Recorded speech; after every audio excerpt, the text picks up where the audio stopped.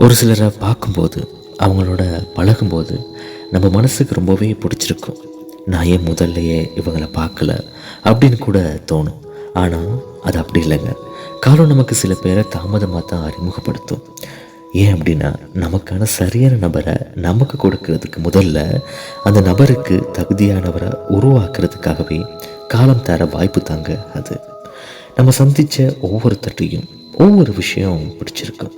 உண்மையை சொல்லணும்னா, தவறான நபர்களை நாங்கள் சந்திக்கலை அப்படின்னா சரியான நபர்களை நாங்கள் எப்படி தேர்ந்தெடுக்க முடியும்?